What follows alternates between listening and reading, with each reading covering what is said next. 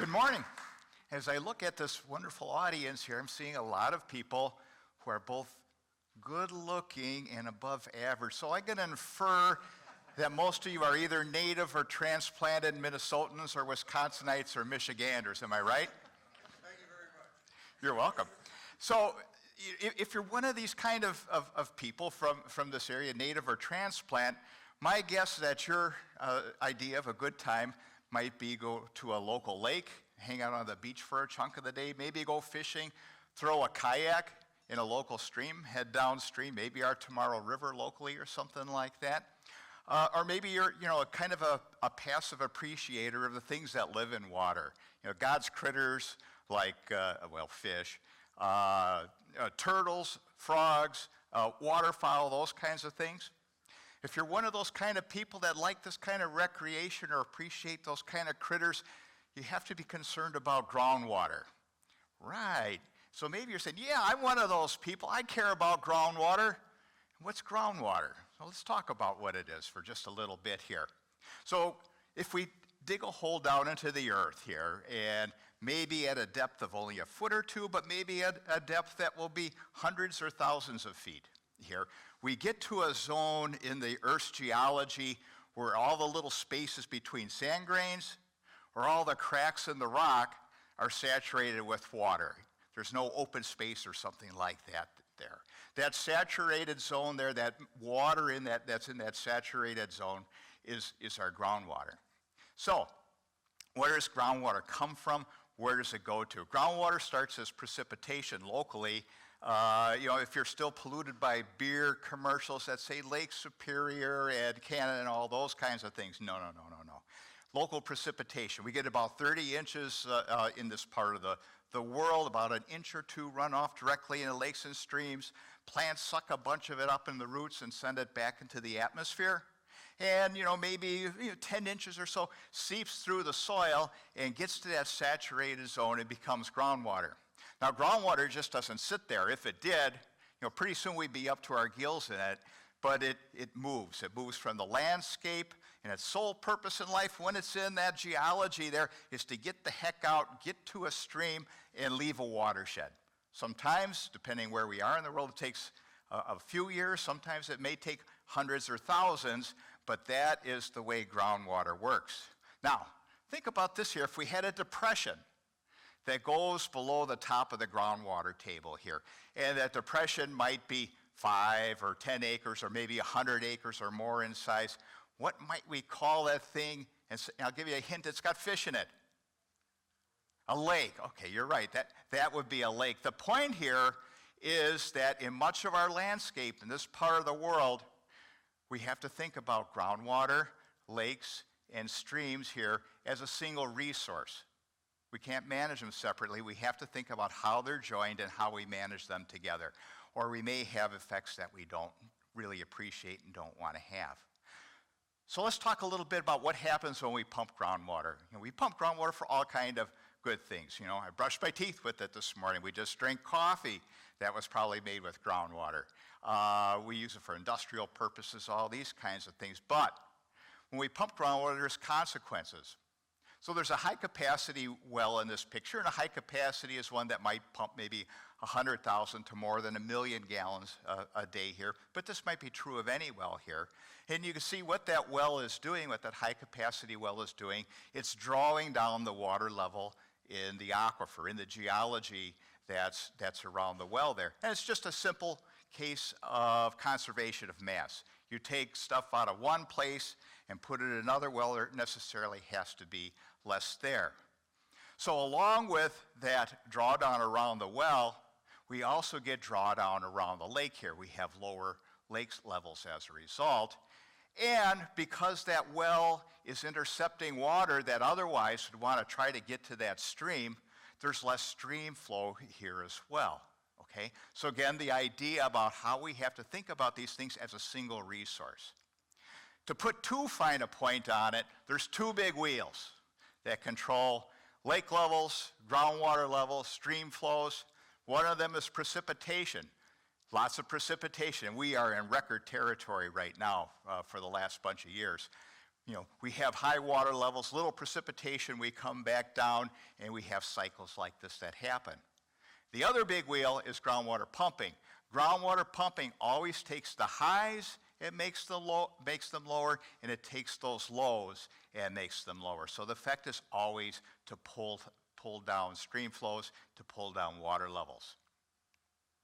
So to put another point here, for the remainder of my talk, I'm mostly going to be talking about agricultural irrigation, although we use groundwater for a number of other things. But irrigation is the major use of groundwater globally. It is the major use of groundwater in the United States, and in this part of the world, it is the major source of where we have conflict over the use of groundwater and the health of our surface water resources. But let's start at the 300-mile level. So NASA's got a couple of satellites flying around that are able, it's tremendous technology, they're able to map where water's accumulating on the planet, and they're able to map where water's being depleted on the planet. And believe it or not, they're doing this by measuring changes of gravity. That's an aside. But the point being, they're able to do that, and together with ground data here, they are mapping places on the planet that are being groundwater depleted here, sometimes to really significant kind of concerns.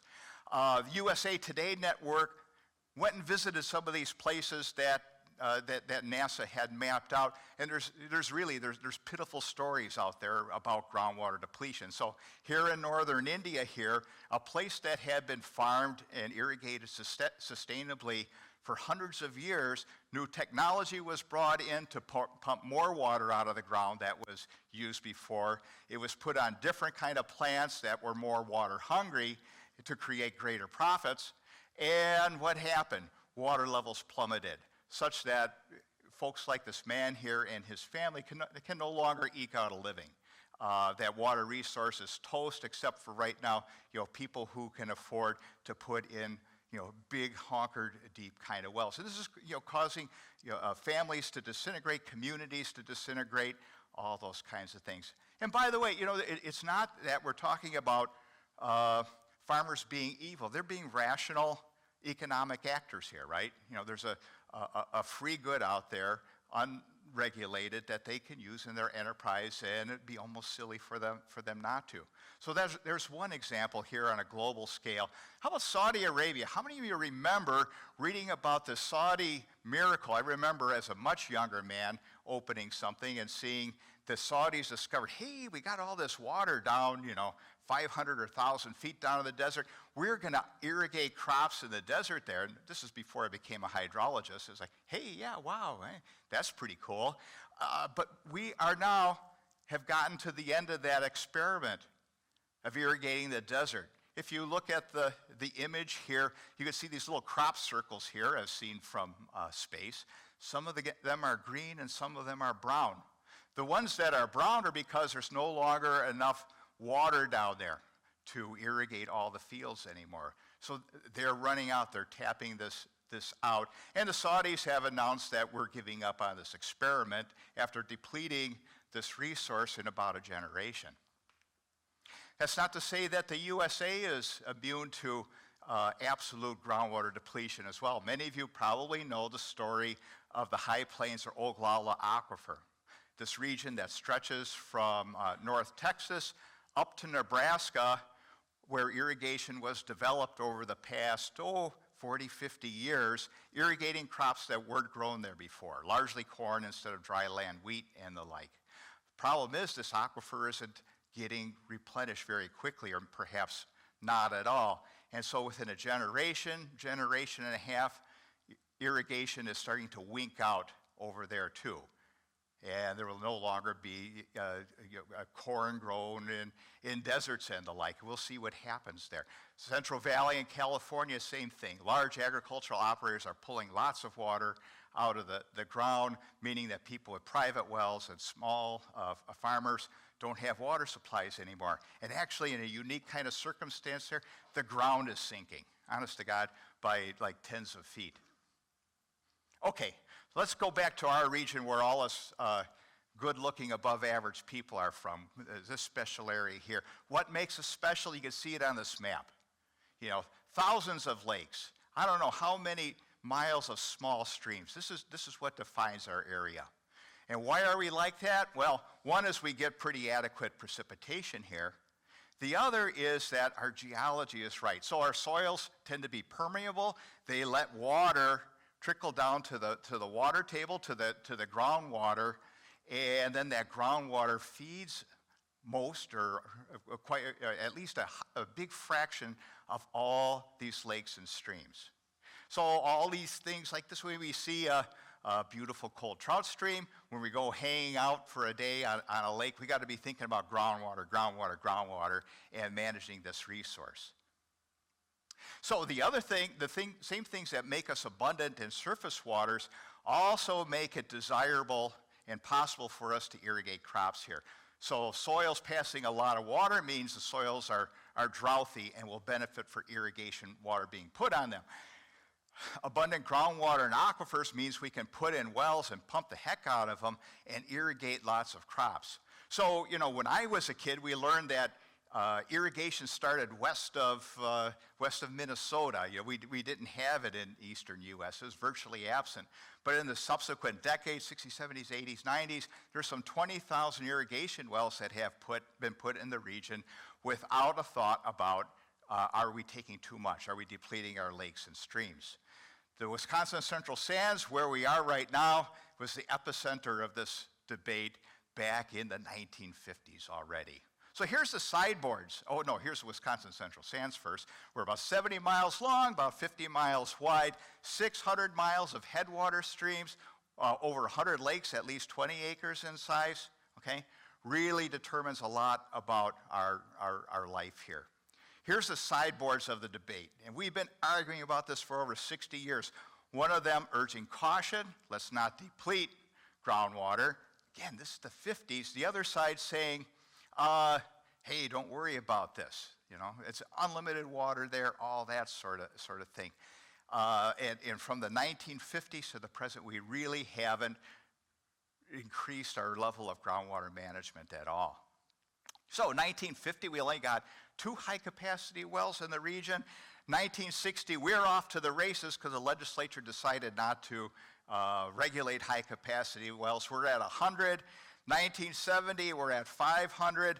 We crest 1,000 in 1980. We're at 1,400 by 1990 and over 1,700 by the year 2000. Now, this isn't to say that there wasn't some good science and some good warnings that happened here. Here's a couple of studies.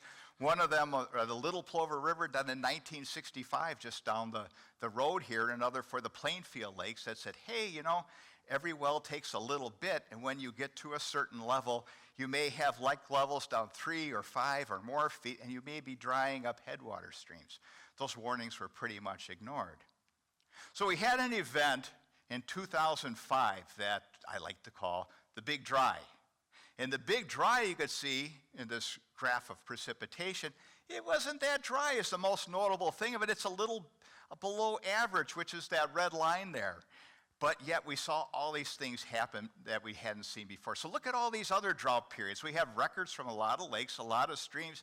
They just chug through these periods very nicely. But in the modern day, during this Big Dry, we saw things we never saw before. So here's Long Lake near Plainfield in 2004. This is it in 2006. Used to be a trophy bass lake. People used to water ski there. And maybe they will again, given how wet it's been. And this is the lake in 2007. Never seen before. The Little Plover River, which we have flow records from, flowed wonderfully during perhaps the most severe drought last year, and it dried. More lakes here, widespread kind of phenomenon. So we've crested 2,000 wells by 2010. We're up to about 2,400 now. And we use lots of water, 74 billion gallons a year, most of it for irrigated crops. A lot more work has been done since then. We have a real good handle on the scope of the issue. And so this colored area in the middle is the big drawdown area where water levels have been taken down multiple feet here and where our impacts on lakes are the most severe. And here we have example in western Wisconsin, it's just some of our impacted streams. This is out of some groundwater flow modeling stuff. You can see there's a lot of these headwaters are red, which means at least a quarter of their flow is missing. Biologists say, well, maybe a stream can take about a 10% hit, and then we're going to start having impacts. And during dry years, we saw a lot of these things dry up altogether. So the journalist Lee Berquist, the Milwaukee Journal Sentinels, covered this issue wonderfully, put forth this question. There's a war over water in this land of plenty. And it got me thinking, is this a war, really? And, it's not a shooting war, certainly. But it definitely is a war of lobbyists and propaganda and advertising and that sort of thing. If we were to look at this like we usually look at wars, the two sides, we have one side, basically the agricultural sector, allied with business lobbies and things like that, asking for a continued unlimited amount of pumping, no restrictions ever. It's going to be too bad about those lakes and streams. They have powerful allies in the legislature right now, and formerly in the governor's office and the attorney general's office. On the other side, we have lake and stream people. Some of them have homes on lakes, some of them just like them a lot, and they have allies with environmental organizations in Madison and the like, and they're saying, we're not saying shut off the taps here, guys. We're saying let's manage this resource. And I think their feeling could be summarized as, you want to draw down a lake level by about this much? Yeah, okay, we can live with it. But you're talking this much, and now we're going to have a problem. So we'll see. Been 60 years we've been arguing about this, not making any progress. More wells going on, not only in Central Sands, but also across Wisconsin and across the other northern Great Lakes states, without trying to get to some kind of solution, some kind of management. I hope we do get there. I thank you for your attention.